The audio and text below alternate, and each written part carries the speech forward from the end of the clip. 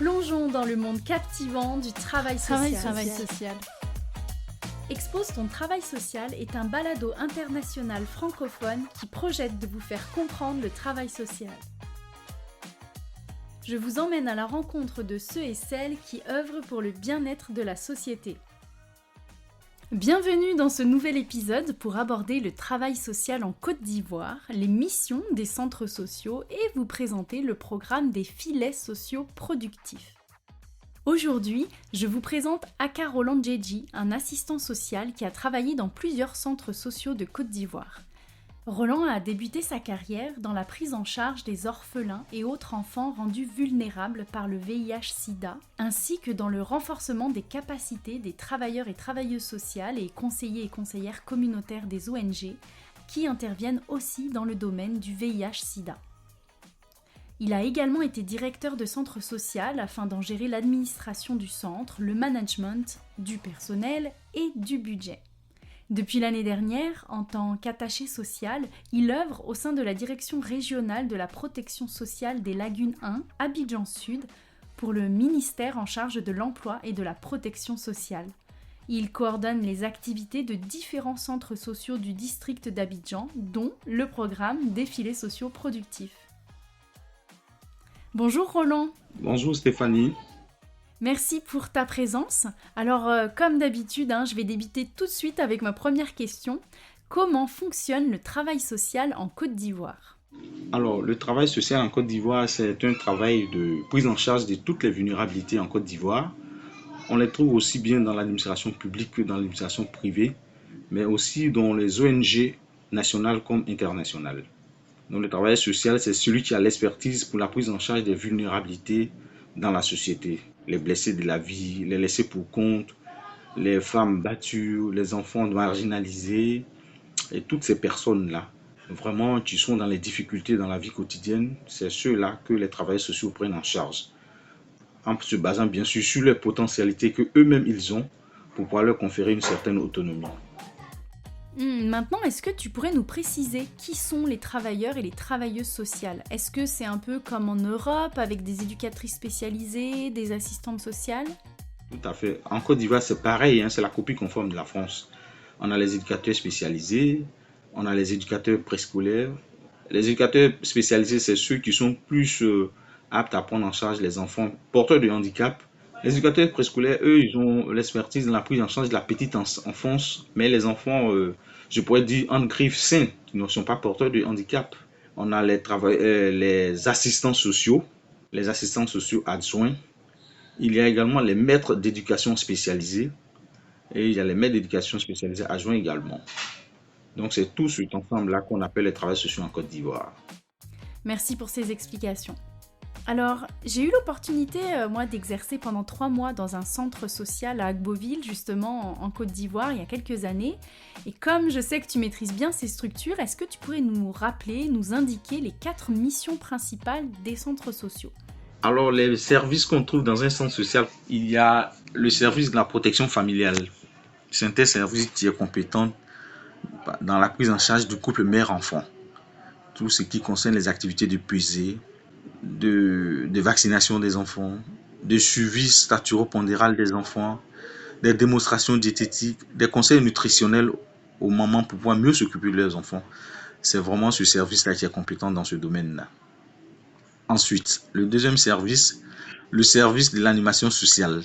C'est un service où ils sont compétents pour aller faire les sensibilisations sur les grandes thématiques dans les sociétés, je pourrais dire dans la communauté, de pouvoir apporter vraiment un bien-être en termes de vie, d'hygiène environnementale. On développe les thématiques, par exemple, on peut travailler sur le paludisme, les symptômes, les modes de transmission et puis les modes de prévention et tout ça. En tout cas, c'est un service qui est compétent pour que les communautés se portent mieux à travers des grandes sensibilisations.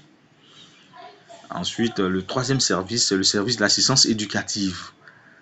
C'est un service qui est compétent dans la prise en charge de tout ce qui est marginalité, difficultés des jeunes, les conflits familiaux, les femmes battues, les orphelins, enfants vulnérables du fait du VIH-Sida. Vraiment, c'est un des services qui est là pour pouvoir prendre en charge toutes ces vulnérabilités-là. Et puis, le dernier service, c'est le service suivi-évaluation. un service qui est compétent pour la collecte des données, fait le rapportage des activités du service, fait la formation des agents des autres services. En tout cas, c'est un service qui est transversal sur les 3 autres services. Voilà, parce qu'il collecte les données de tous les autres services et puis fait le rapportage et tout ça. Et à l'intérieur des centres sociaux, on retrouve des assistantes sociales, mais est-ce qu'il y a d'autres professionnels? Oui, il y a d'autres professionnels. Parce qu'aujourd'hui, dans les centres sociaux, par exemple, on trouve les éducateurs préscolaires. Il y a un volet dans les centres sociaux aujourd'hui qu'on appelle l'UPSE, l'unité d'éveil et de protection sociale des enfants. C'est comme des jardins pour la petite enfance. Et comme il y a les éducateurs préscolaires dans les centres sociaux, on les utilise à bon escient dans ce sens pour la prise en charge de la petite enfance. Mais également, il y a aussi des maîtres et des maîtresses d'éducation permanente qui sont outillés dans tout ce qui est alphabétisation, les activités de perlage, de pâtisserie, de tricotage, de couture et tout ça pour nos sœurs et nos frères qui n'ont pas eu la chance de continuer les études et qui ont très tôt abandonné. Mais ceux-là, les maîtres d'éducation permanente sont compétents et les maîtres d'éducation permanente sont compétents pour pouvoir les encadrer et leur apporter vraiment une formation pour que demain ils soient des citoyens honnêtes qui gagnent honnêtement leur vie. Voilà. Également, il y a même des agents de bureau, il y a même des attachés de finances. Vraiment, c'est un centre où on trouve des agents pluridisciplinaires en fait, les centres sociaux. Alors toi, tu es assistant social. Oui, assistant social et puis après un concours professionnel, je suis maintenant attaché social parce qu'on a un profil de carrière. Ah oui, justement, est-ce que tu pourrais nous préciser ce que peuvent faire les assistantes sociales en Côte d'Ivoire? Les assistants sociaux et les assistants sociaux en Côte d'Ivoire, en fonction du secteur d'activité où ils se trouvent, parce qu'on les trouve aussi dans le milieu hospitalier, dans le milieu scolaire, dans le milieu judiciaire, dans le milieu médical, à la protection sociale également. Donc vraiment, en fonction de l'endroit où ils sont affectés, ils s'adaptent au contexte où ils se trouvent pour pouvoir faire la prise en charge correcte de toutes les vulnérabilités qu'ils se trouvent dans leur milieu de travail, d'affectation et tout ça. Donc celui qui intervient en milieu judiciaire et celui qui intervient en milieu médical, c'est un peu différent. Mais dans tous les cas, nous travaillons toujours pour le bien-être de toutes les populations qui sont confrontées aux difficultés de la vie. J'expliquais tantôt que spécifiquement comme assistant social, toi tu as travaillé dans un centre social. Tout à fait. J'ai travaillé dans un centre social pendant près de 13 ans. Et puis maintenant, je me trouve à la direction régionale de la protection sociale de notre ministère.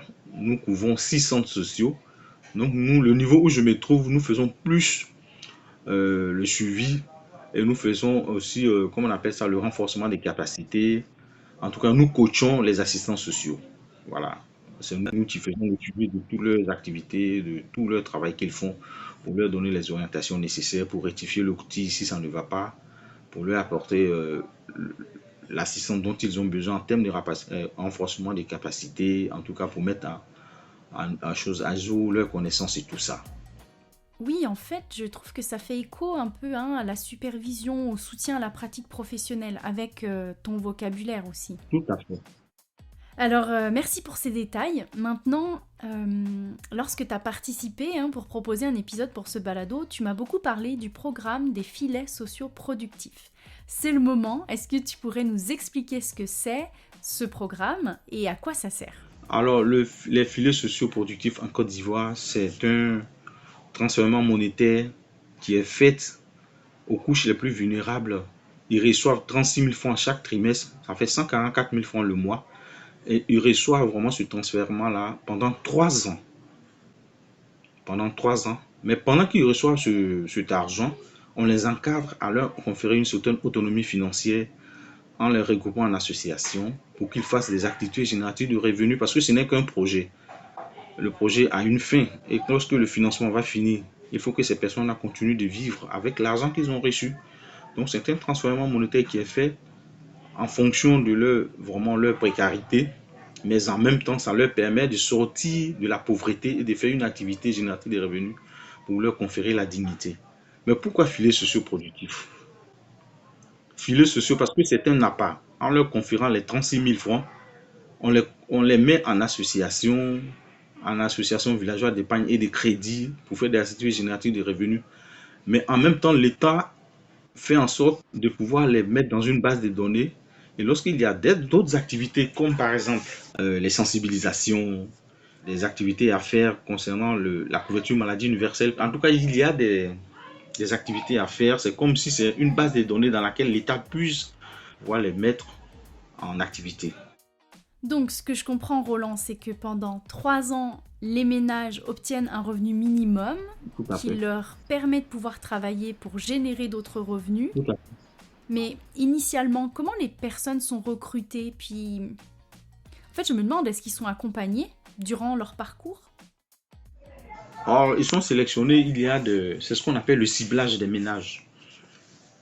Il y a des comités qui sont créés avec des leaders communautaires, les présidents d'associations de femmes, les présidents d'associations de jeunesse, les chefs du village, les sous-préfets, les mairies, et tout ça, c'est ce comité-là qui se met en place pour pouvoir définir les critères de sélection. Et lorsqu'ils sont retenus, on fait le croisement avec une application du programme Filets Socioproductifs pour pouvoir sortir ceux qui sont retenus. Et lorsqu'ils sont retenus, avec les maisons de téléphonie mobile qui sont installées en Côte d'Ivoire, on leur donne des téléphones avec des SIM, des cartes SIM pour pouvoir faire le transfèrement monétaire chaque 3 mois. Et chaque 3 mois, ils reçoivent cet argent sur 3 ans. Mais en même temps, il y a un programme d'encadrement des assistants sociaux. Il y a un programme d'encadrement, de suivi des ménages, d'encadrement à la gestion du budget familial, à l'utilisation de cet argent, l'intérêt à se mettre en association pour développer des activités génératives de revenus.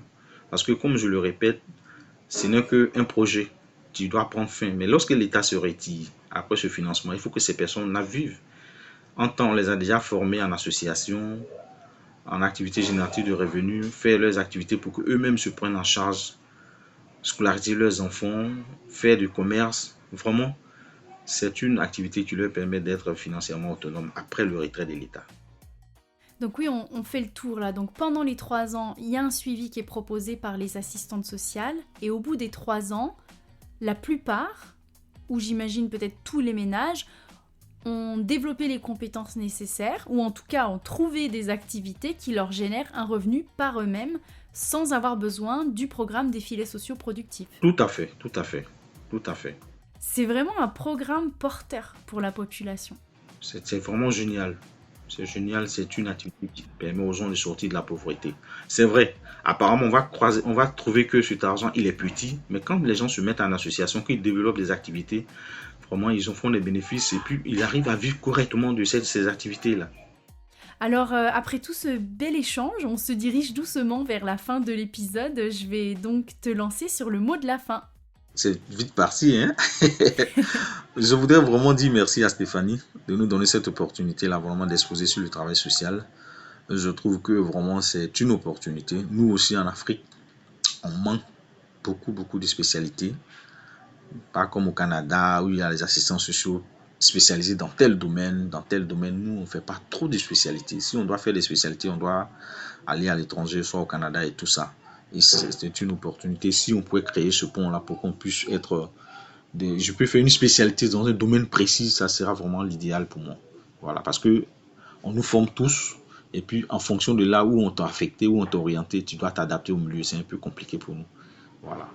Donc, je voulais te dire merci. Et je compte sur cette collaboration-là. Peut-être que Dieu faisant, ça pourra aboutir un jour. On ne sait jamais.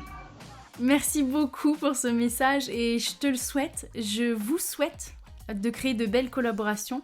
J'espère aussi que le programme des filets sociaux productifs inspirera de nombreux pays. D'ailleurs, avis à toutes celles et ceux qui nous écoutent, je mets plusieurs liens dans la barre d'infos si vous voulez en savoir plus. Merci beaucoup Roland pour ta participation, en plus avec ce merveilleux fond sonore avec ta famille et surtout tes enfants qui s'amusent derrière, ça donne vraiment de la vie. Et pour les autres, n'oubliez pas, on se retrouve la semaine prochaine pour un nouvel épisode. Vous venez d'écouter un épisode du balado Expose ton travail social. Un podcast pour comprendre le travail social, vos voix rendent visible le travail social.